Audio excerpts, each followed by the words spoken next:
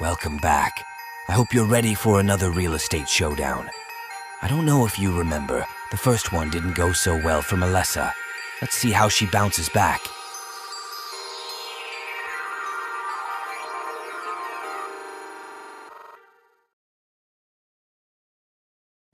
I love our video series on first-time home buyers. Me too, and I hope some people have enjoyed them as well. Absolutely. But I do have a few questions Like? that I wonder if you could answer. I'll see what I can do. So, what are the pros and cons of going FHA for a first-time home buyer? So if I'm a first-time home buyer, do I go conventional? Do I go FHA? Are there pros? Are there cons? So what would those be? Do you know that? Most first-time home buyers typically go FHA, and I think it's because there's a lower credit. You can have a little bit lower credit. You can be as low as a 580 and still get an FHA loan, where with conventional or some others, you have to have a little higher credit score. So I think that's part of it. Your down payment can be lower with FHA, as low as 3.5%. No. Conventional member was down to 3. I was getting ready to say that. Oh, sorry. It's usually 3.5% for FHA, even though conventional does have a 3% down payment program. Also, that 3.5% is pretty low, especially when most people think you have to have 20% down for any kind of loan. Exactly, yeah. So that's a definite benefit for FHA. Yeah. And so what about mortgage insurance? What's the difference between conventional and FHA for your mortgage insurance? Well, if you have mortgage insurance on your loan, FHA loan, you cannot cancel that mortgage insurance for any reason. It's a government-backed loan, so there's always going to be that private mortgage insurance on your loan. Yeah, but conventional you can once you have 80% equity in your house. Well, you are so smart, Melissa. Well, you know a lot. Oh, it comes with the territory. Yeah. Talking about first-time home buyers, can you be a first-time home buyer more than one time? You should think about it. Take a second. You actually can. I know that sounds so weird because you would think first-time home buyer, you only buy a house one time. It's your first time to do it. If I'm going to buy a house a second time, it's not my first time. Right. But honestly, if you have not owned a home in the past 3 years, you can be considered a first-time home buyer, and you are eligible for any of those first-time home buyer programs. Isn't that crazy? Also, if you're recently divorced and a single parent, that 3 years doesn't even count.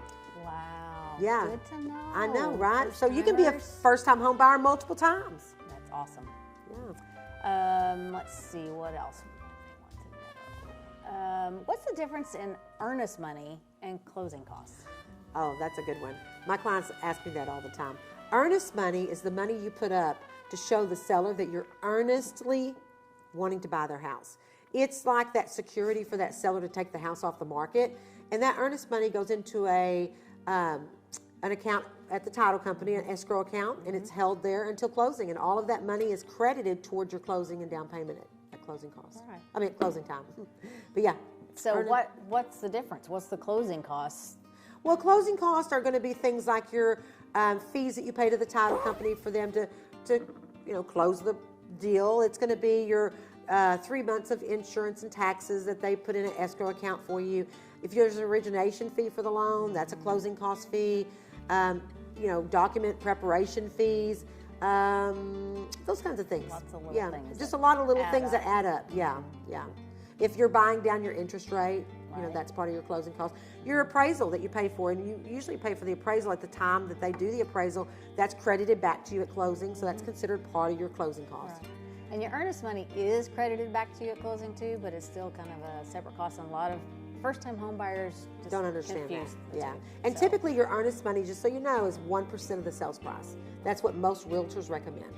Minimum. Yeah. And back in the day, in that market we were in before, we were paying a lot more, but that's pretty much the minimum. Yeah. Okay. Yeah, we know a lot about first-time home buyers, don't we? We've worked with a lot of them. Yeah, we have. I love them. They're my favorite. Yeah, they are fun. I think it's because they're like sponges, exciting. wanting to learn. And I'm, being a teacher, love to teach. Right. Yeah, they're my best. It's so exciting. You know what? Oh, sorry. Mundus got butterfingers. What is a good DTI? Now, DTI is what is that? It's debt to income ratio. Right. Meaning, how much monthly debt do you have, and what percentage of that can go toward a house payment? Exactly. And FHA, I looked it up last night. FHA is 30. 6%. Yep. Are you sure about that? I'm pretty sure. What's the back ratio? It has to be lower than 36%, I believe, for FHA. Or for, And that's for just your monthly bills. right. So lower than 30% of your gross income. And it does fluctuate. Different programs are different. I mean, it does fluctuate, but the last. And it's no different for first-time home buyers, right? Right. What about the back ratio? 45. Oh, okay. And that includes the house payment and the monthly Right. debt.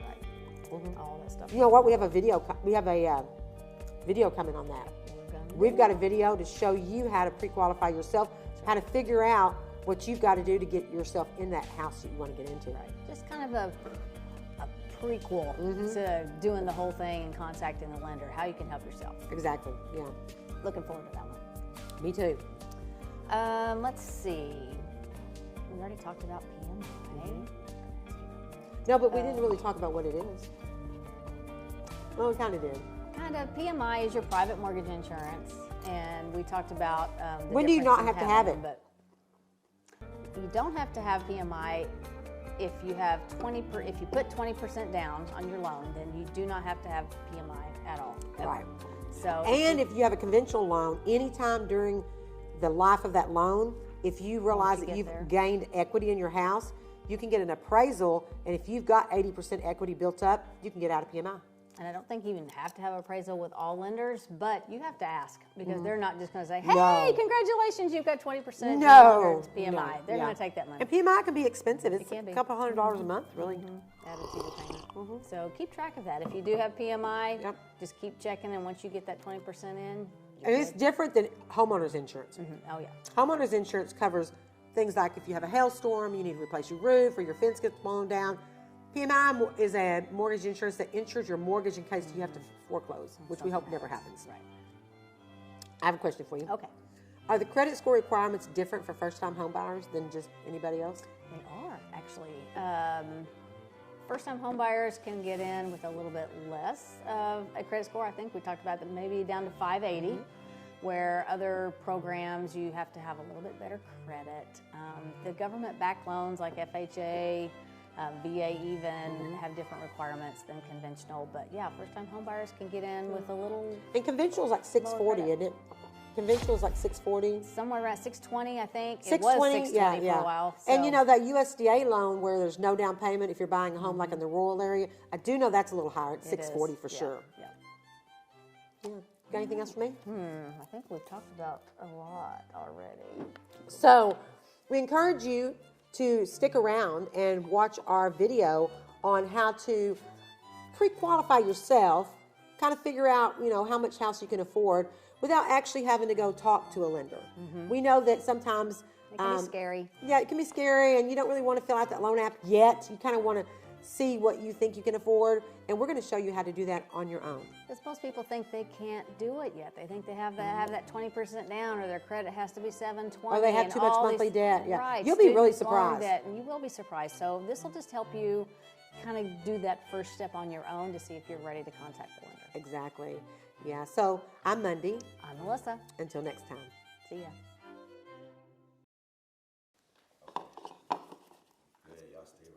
Okay. I don't know if I can move. I don't know if I'm going to get up. My knees are like. My ankles, sir. I've been sitting on my ankles. This video was produced by Visionary Masterminds.